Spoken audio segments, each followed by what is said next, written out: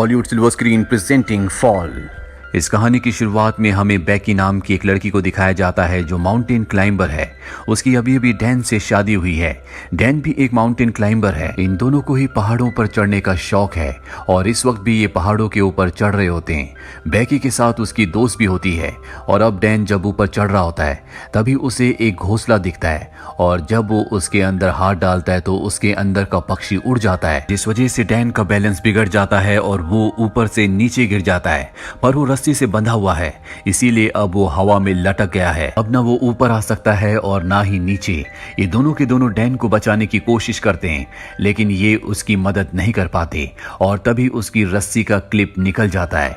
Dan की ऊपर से गिरने से मृत्यु हो जाती है। इस हादसे के 51 हफ्तों के बाद हमें बेकी को दिखाया जाता है जो अब पूरी तरह से शराब में डूब चुकी है क्योंकि वो अपने पति डैन से, जिससे वो बहुत प्यार करती थी, उसे अब भी याद करती है। उसने अब तक उसकी अस्थियों को विसर्जित नहीं किया। उसकी अस्थियां अब भी उसके पास हैं। बेकी की जिंदगी में अब उदासी के अलावा कुछ भी नहीं है और बेकी के पास एक बार फिर से उसकी वही दोस्त आती है जो उस वक्त उसके साथ थी जब डैन ऊपर से नीचे गिरा था।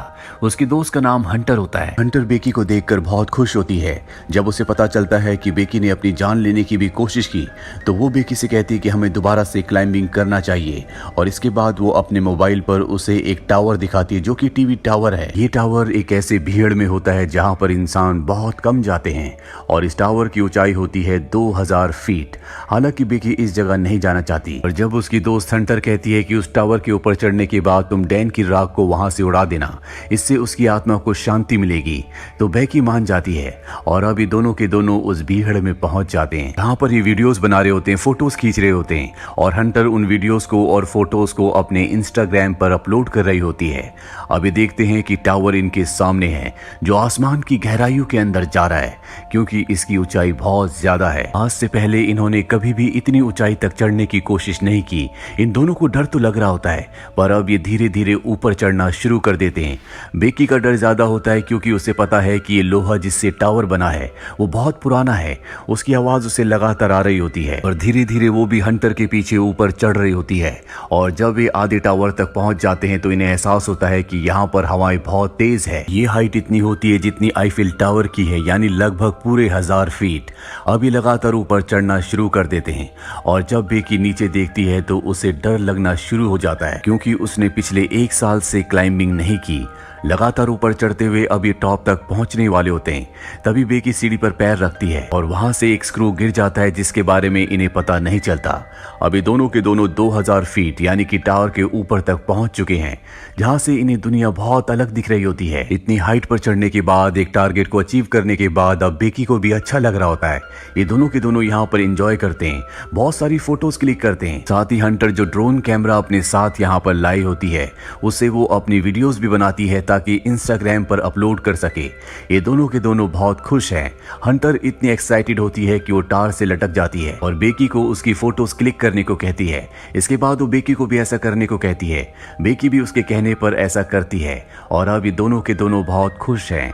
इसके बाद बेकी डैन की राख को यहाँ से हवा में उड़ा देती है जिससे उसे तसल्ली मिलती है। ये दोनों के दोनों बहुत इमोशनल हो जाते हैं लेकिन बेकी फाइनली अब डैन को अलविदा कह चुकी है, यानी कि अब उसकी जिंदगी की एक बार फिर से शुरुआत हो गई। अब ये दोनों के दोनों अपना सामान पैक करके नीचे जाने की तैयारी करते हैं। सबसे पहले बेकी नीचे उतरती है पर तभी वो स्क्रू जो कि निकल गया था उस जगह से लैडर टूट जाती है।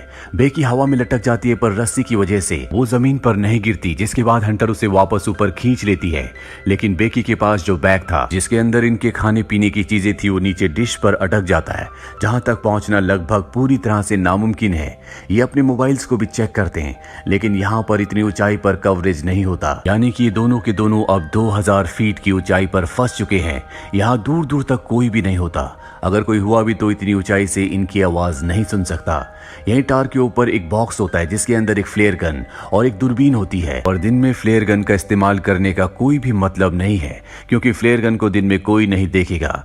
अभी दूरबीन से देखते हैं तो सामने इन्हें एक गाड़ी दिखती है, लेकिन वो लोग इन्हें इतनी ऊंचाई पर नहीं देख सकते, ना इनकी आवाज सुन सकते हैं। हंटर एक बार फिर से अपना मोबाइल देखती है और जो पोस्ट उसने इस टावर के बेस से की थी वो पोस्ट इंस्टाग्राम पर पोस्ट हो चुकी होती है, जिस पर बहुत सारे लाइक्स और कमेंट्स होते हैं। इसका मतलब ये है कि टावर के तल पर कवरेज है। और अब हंटर अपने मोबाइल पे मदद के लिए एक मैसेज को रिकॉर्ड करती है और इंस्टाग्राम पर उसे पोस्ट कर देती है।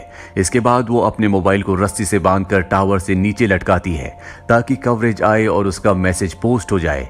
लेकिन बहुत देर तक वेट करने के बाद भी ऐसा नहीं होता और अब हंटर अपने मोबाइल को अपने सॉक्स के अंदर रखती है, उसके बाद शू के अंदर रखती है और ऊपर से नीचे फेंक देती है ताकि नीचे गिरने के बाद उसका मैसेज चला जाए और इनकी मदद के लिए कोई आए। फोन शूज और सॉक्स के अंदर रखने की वजह से नहीं टूटा होता और कुछ ही देर बाद ये ऊपर दूरबीन से देखते हैं जहां इन्हें नीचे एक आदमी दिखता है जो फोन पर बात कर रहा होता है। उसके साथ उसका डॉग भी होता है, पर वो इन्हें इतनी ऊपर ना देख सकता है और ना ही इतनी ऊपर से इनकी आवाज को सुन सकता है। यहाँ पर वो अपने फोन में बहुत ज्यादा मग्न होता है। उसे अपनी प्रेजेंस का एहसास दिलाने के लिए ये ऊपर से एक और शू को फेंकते हैं। हालांकि वो शू तो देख लेता है, लेकिन उसे ऐसा लगता है कि ये पहले से यहाँ पर था और वो अपने डॉग के साथ वहां से जाने लगता है। हालांकि बेकी यहाँ पर फ्लेयर गन चलाने की कोशिश भी करती है, लेकिन हंटर उसे रोक लेती है और कहती है कि रात होने का हमें इंतजार करना होगा, रात को वो हमारी फ्लेयर गन को देख लेंगे। और अब यहाँ पर अंधेरा हो जाता है, जिसके बाद ये फ्लेयर गन चलाते हैं, साथ ही अपने मोबाइल की टॉर्च को ऑन करके अपने हाथ से हिलाना शुरू कर देते हैं। इनके सामने जो गाड़ी यानी कि आरवी होती है जिसमें लोग कैंपिंग कर रहे होते हैं वो इन्हें देख लेते हैं, लेकिन वो इनकी मदद करने के लिए नहीं आते, बल्कि इनकी गाड़ी को चुरा कर यहाँ से निकल जाते हैं, जिससे दोनों के दोनों हताश हो जाते हैं। जैसे जैसे रात होती है इन्हें नींद आना शुरू हो जाती है। ये वहां पर सो जाते हैं, लेकिन जगह बहुत कम है। हंटर ऊपर से गिरने वाली होती है कि बेकी उसे पकड़ लेती है। तभी वो देखती है कि उसके पैर पर एक टैटू बना है जिस पर लिखा होता है 143। ये देखकर बेकी हैरान हो जाती है, क्योंकि उसका हस्बैंड डैन उसे हमेशा कोड वर्ड में आई लव यू कहता था, यानी कि 143। वो समझ जाती है कि डैन के बीच में और हंटर के बीच में कुछ न कुछ था, और जब वो हंटर से पूछती है तो वो एक्सेप्ट कर लेती है। वो बेकी से माफी भी मांगती है, लेकिन बेकी अब पूरी तरह से नम हो चुकी है। बेकी की नजर अब भी उस बैग पर होती है जो बैग नीचे एंटीना में यानी कि डिश पर अटका हुआ है। उसके अंदर इनका ड्रोन और खाने पीने की चीजें हैं। किसी भी कीमत पर इन्हें उस बैग को ऊपर लाना होगा, पर वहां पर सीढ़ियां नहीं होती, इसीलिए उस बैग तक पहुंचना इतना आसान नहीं है। पर हंटर जो कि बहुत ही साहसी होती है, वो रस्सी की मदद से नीचे जाना शुरू करती है, पर इससे पहले कि वो डिश तक पहुंचती रस्सी खत्म हो जाती है। हंटर जंप लगाकर डिश तक पहुंच जाती है।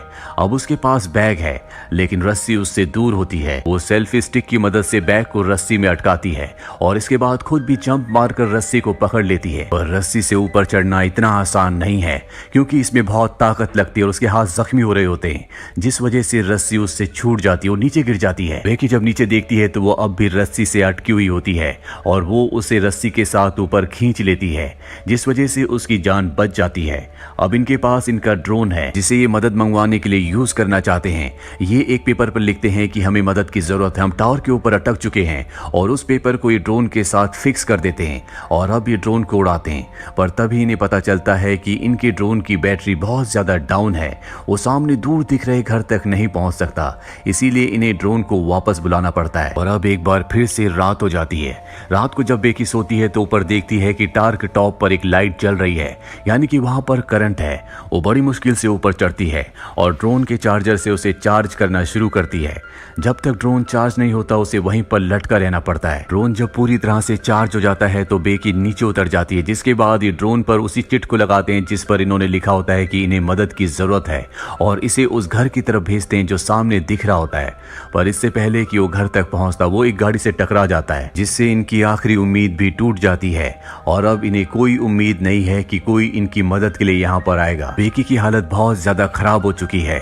वो हंटर से कहती है कि तुम मुझे अपना शू दो, मैं एक बार फिर से मोबाइल पर मैसेज करके अपने डैड को सेंड करती हूँ। अगर हम उसे नीचे फेंकेंगे तो हो सकता है कि कवरेज आ जाए और मेरे डैड को हमारा मैसेज मिल जाए, वो हमारी मदद के लिए यहाँ पर आ सकते हैं। लेकिन हंटर उसे मना कर देती है और तभी उसे एहसास होता है कि उसके साथ हंटर है ही नहीं, वो अकेली है। दरअसल जब हंटर नीचे बैग लेने के लिए गई थी तो सच में ऊपर आते हुए उससे से रस्सी छूट गई थी जिससे उसकी मृत्यु हो गई थी और अब भी उसकी बॉडी डिश के ऊपर होती है। दरअसल बेकी सिर्फ यहाँ पर हेल्यूसिनेट कर रही होती है, पर अब उसे सच्चाई का पता चल चुका है कि वो स्टार के ऊपर अकेली है और उसकी जीने की उम्मीदें पूरी तरह से खत्म हो चुकी है। वो मरने से पहले अपने पिता के लिए आखिरी मैसेज रिकॉर्ड करती है, लेकिन वो यहाँ से डिलीवर नहीं हो सकता क्योंकि यहाँ पर कवरेज नहीं है। वो वहीं पर सो जाती है और सुबह जब उसकी नींद खुलती है तो वो देखती है कि वहां पर एक वल्चर उसके घाव को खा रहा है। वो उसे पकड़कर मार देती है। इसका मतलब ये है कि अब उसके पास भोजन भी है, जिसे खाने के बाद उसके अंदर ताकत आती है और वो तय करती है कि अब वो नीचे डिश तक रस्सी के सहारे जाएगी, जहाँ पर उसकी दोस्त हंटर की बॉडी है। बड़ी मुश्किल से वो रस्सी से नीचे उतरती है और हंटर की बॉडी तक यानी कि डिश तक पहुंच जाती है, जिसके बाद वो हंटर के शू के अंदर अपने मोबाइल को रखती है और उसे हंटर की बॉडी के साथ फिक्स कर देती है। वो हंटर को सॉरी कहती है और इसके बाद वो हंटर की बॉडी को शू के साथ नीचे फेंक देती है ताकि सेल फोन डिस्ट्रॉय ना हो। दरअसल पिछली बार जब इन्होंने शू के साथ सेल फोन को नीचे फेंका था तो वो डिस्ट्रॉय हो गया था, जिस वजह से इनका मैसेज कभी डिलीवर हुआ ही नहीं। और अब जबकि उसने बॉडी के साथ शू के अंदर मोबाइल को डालकर नीचे फेंका है तो वो पूरी तरह से सुरक्षित रहेगा। दरअसल टार के ऊपर कवरेज ना आने का ये भी कारण होता है कि यहाँ पर इसके अपने इतने सिग्नल होते हैं कि वो दूसरे सभी प्रकार के सिग्नल्स को ब्लॉक कर रहा होता है। एक बार फिर से रात हो जाती है और बेकी के फादर यहाँ पर आ जाते हैं। वो देखते हैं कि टार के आसपास भीड़ है और वहां पर बेकी की डेड बॉडी है जिसे पुलिस ले जा रही है। ये देखकर वो पूरी तरह से टूट जाते हैं क्योंकि वो अपनी बेटी से बहुत प्यार करते हैं। पर तभी वो देखते हैं कि पीछे बेकी खड़ी है जो पूरी तरह से ठीक है, उसके साथ डॉक्टर्स भी होते हैं। वो बेकी को अपने गले से लगा लेते हैं और इस तरह से बेकी की जान बच जाती है। तो ये थी पूरी कहानी फिल्म फॉल की। ये फिल्म ईयर 2022 में रिलीज हुई थी। IMDb पर इसकी रेटिंग है 6.4। उम्मीद करते हैं कि ये कहानी आपको पसंद आई होगी।